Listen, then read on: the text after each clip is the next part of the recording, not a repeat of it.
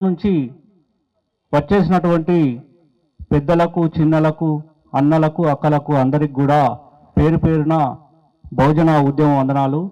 అదేవిధంగా ఈ కార్యక్రమానికి రాష్ట్ర మరియు కేంద్ర కమిటీ నుంచి వచ్చిన పెద్దలకు కూడా, పార్టీ పెద్దలకు కూడా పేరు పేరున ధన్యవాదాలు తెలియజేస్తున్నాము.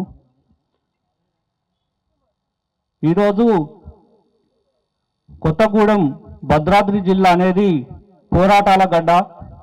ఇది ఆలోచన గల్ల విద్యార్థులు తిరిగిన నేల. ఈ గడ్డ మీద బ్లూ ఇండియా పార్టీ యొక్క కార్యక్రమాన్ని జరుపుకోవడం ఎంతో గొప్పగా అనిపిస్తుంది. అయితే ఇప్పుడే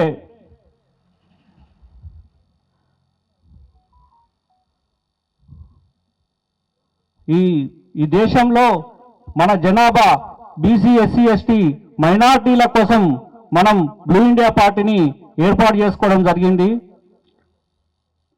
ఇంత ఆలోచన గల విద్యార్థులు, ఇంత ఉద్యమ నేలైనటువంటి కొత్తగూడెంలో మనము ఎటుపోతున్నాము, మన అభివృద్ధి ఎంతవరకు సాధ్యమైందనేది ఒకసారి ఆలోచన చేసుకోవాలి.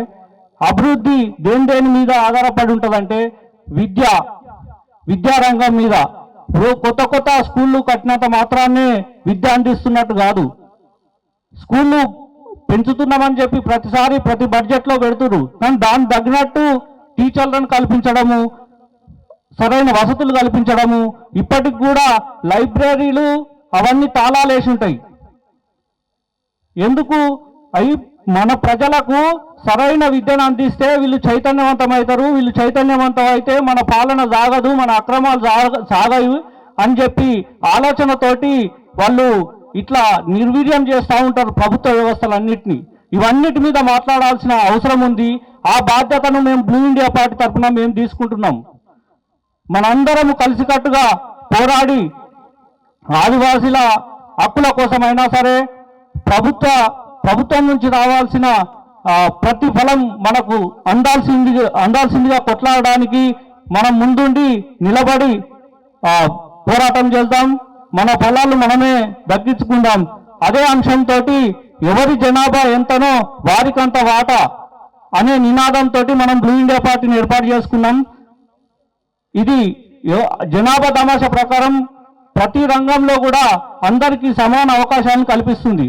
అయితే ఈరోజు కార్యక్రమం అయినటువంటి కొత్తగా పార్టీలో చేరికల సందర్భంగా వీళ్లకు అధ్యక్షుని ద్వారా కండువాలు కప్పించి ఈ కార్యక్రమాన్ని కొనసాగిద్దామని కోరుకుంటున్నాం.